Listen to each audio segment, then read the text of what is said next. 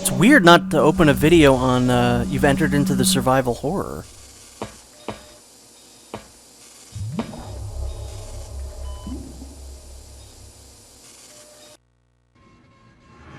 Jill looks like a little action figure there. That's so funny.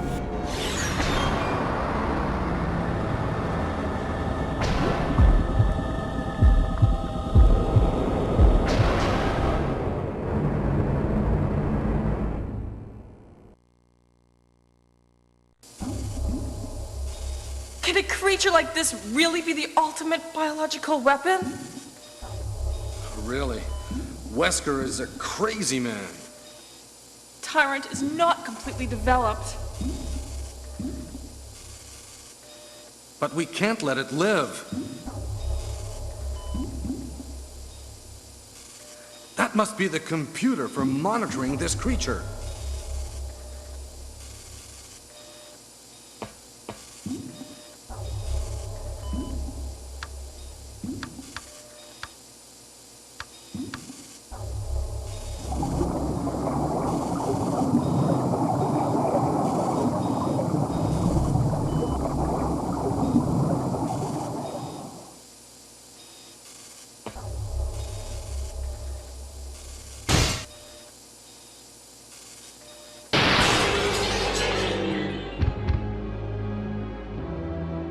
Damn you!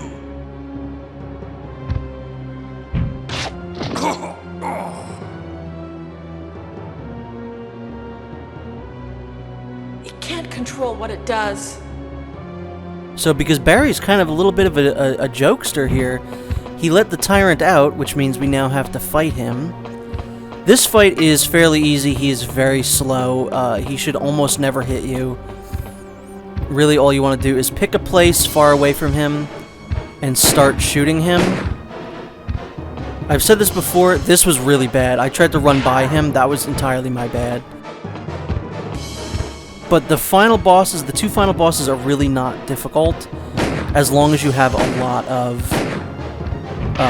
healing items.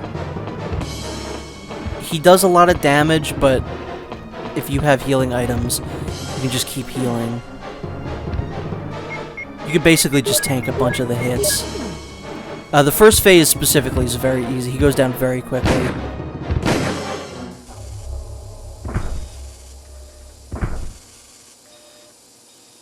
I like Jill's pose where she puts her hands on her hips. She's like, is that it?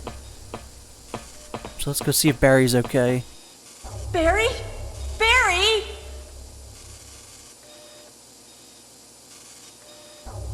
You're alive!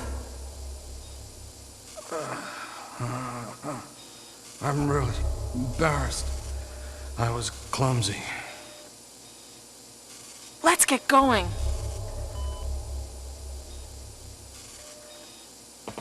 So yeah, Wesker is kind of a little bit... I guess in Chris's story, you know, it plays out like how you remember it. You know, the tyrant gets rid of Wesker, stuff like that.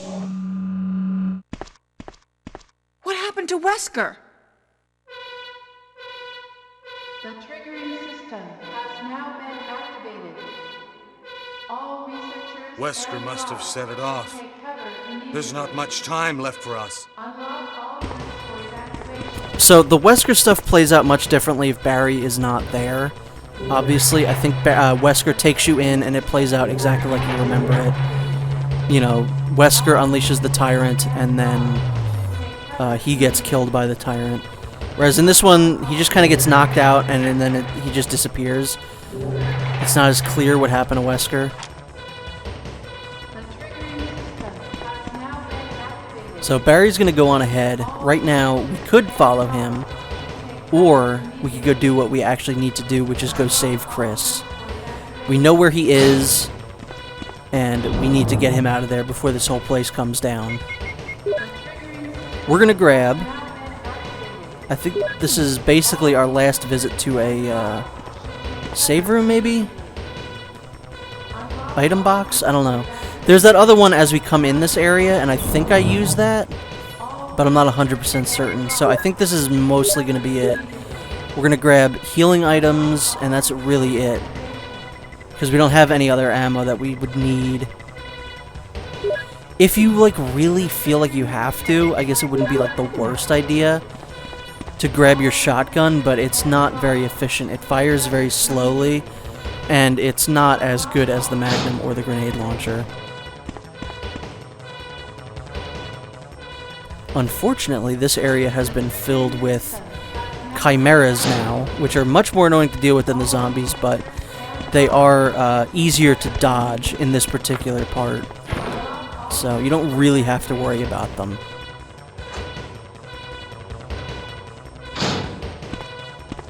And I'm glad that they don't put like a gauntlet of enemies in front of Chris.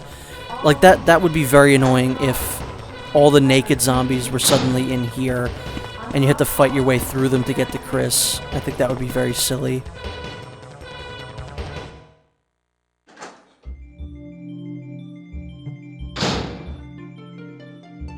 Oh, Jill! Sorry for keeping you waiting. So everything is done? Well, almost, yes. Now let's go.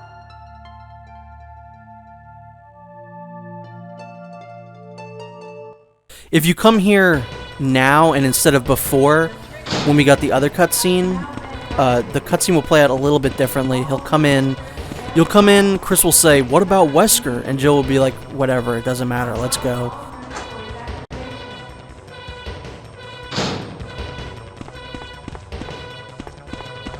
These old games always surprise me with how many different kinds of cutscenes there are, like alternate cutscenes, you gotta do this if you don't do that. You know, the cutscene with Wesker plays out differently if Barry doesn't earn your trust, or, you know, stuff like that. It's very cool. A lot of cool stuff in here. And you'll never get every one of them every single time, so it kind of brings that replayability into it if you care about little minute differences like that. And this part was kind of annoying. I don't know why they, other than to troll you right at the end, I don't know why these zombies respawned. There are a couple things that I think were designed specifically to troll the player at this part of the game. Putting enemies here so that you would have to either take damage or waste ammo, I feel like is why these guys were put here. And there's also another thing here that you need to have at least one space open going into this next part.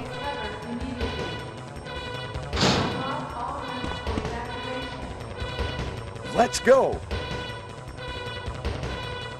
Which again feels like a massive troll on the game's part. Like, you know you're at the end of the game, you need as much ammo and healing items as you can possibly get.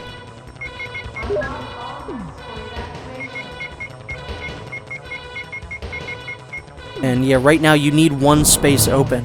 I would like to be able to take that green herb with me into the final area, but you need a spot open.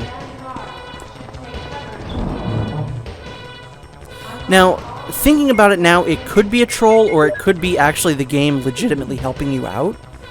Now that I'm really thinking about it. And we'll get to that when we get to that. It's about to happen, like, right around now. What am I doing? Why did I put those away? Actually, you know what? Yeah, I don't need those. I would rather have the other healing item. I did a smart thing there.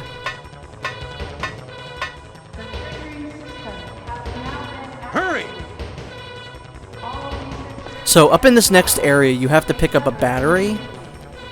And as soon as you put the battery where it needs to go, you basically get connected to a cutscene, and it takes you out of this area by itself. This is Brad. I'm running out of fuel. If there is anyone alive, contact me now, okay? This is your last. And once you do it, it actually starts a timer. And thinking about it now, I think this actually isn't a troll. I think it is the game actually helping you, because there is still one last item that you need in this game. And by placing the battery in there and having the game take you out, it's making sure that you have one space open in your inventory, because I guarantee there's no way back from this point. 3 minutes until explosion.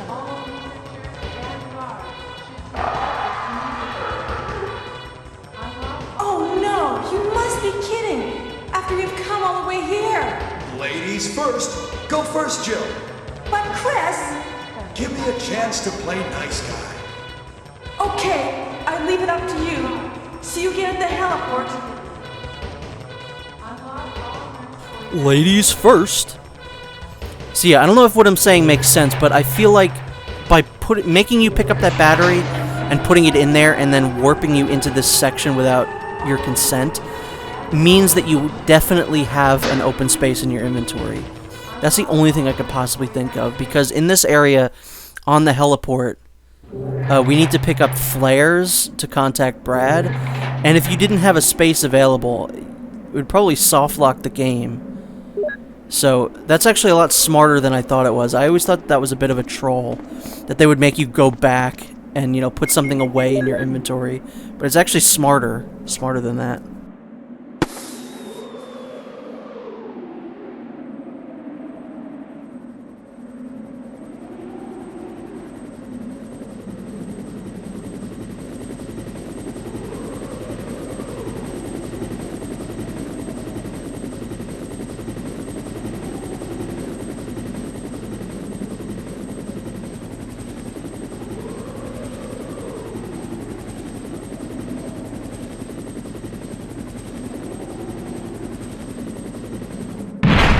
You know, I'm going to just start talking about it now, because it's going to be over pretty quickly. There are two ways to do this fight.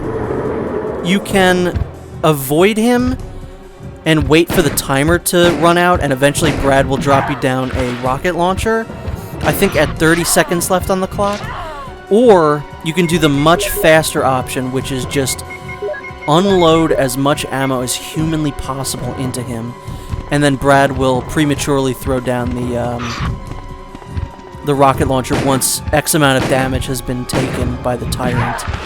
I don't mind him throwing me like that, because he usually hits you and then walks towards your direction, which means he's going to be in the way of my ammo. So I don't mind him doing that at all.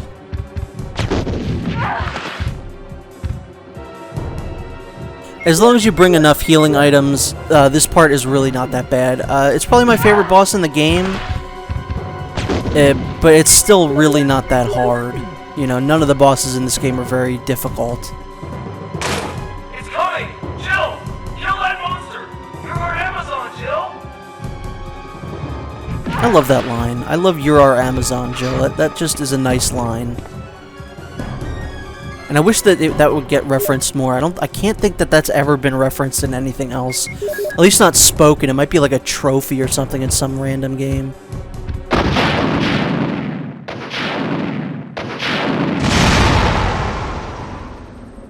Hell yeah, he falls apart like a Lego man. And that's that.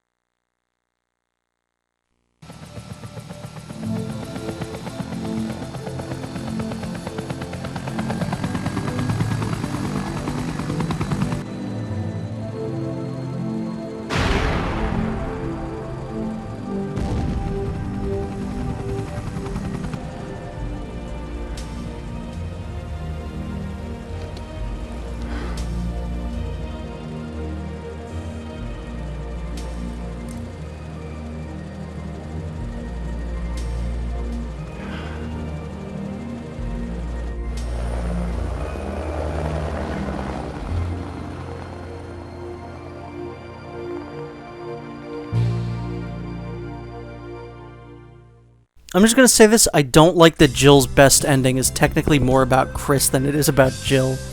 But whatever, it's still a cute little ending, I always like that. And the credit sequence in this game, I love. But that is the original Resident Evil. Hey, Hideki Kamiya. This is not the version that I come back to very often. If I'm playing this game, I'm playing the remake, or the DS version, as I've said many, many times, but I do like coming back to this every now and then. Gives me a little bit of a challenge. It's, you know, it's much harder than any other version of the game, but it's still satisfying to play. You know, Barry is a classic. All the lines that he has in this game are absolutely classic. So it's hard not to love this game. But again, if you're gonna play it, play the DS version. Or better yet, just play the remake, because that game's about 1,000 times better than the original. I love the presentation, the music, and the visuals. I'll always have a soft spot for this particular point in gaming. So, yeah, it's just a fun little game. It's cool to see how many things are still like consistent from this game. Like, again, I would say he's probably the best actor in the game, the guy who plays Wesker. It's not saying a lot, but I do think that that's true. And his voice is still kind of the template that Wesker's being used for today, which I think is kind of neat. You know, all these characters still retain their same basic designs. But, yeah, that's basically it. Thank you so much for watching. I had a ton of fun revisiting this game. And, I'll see you in the next game, whatever that is.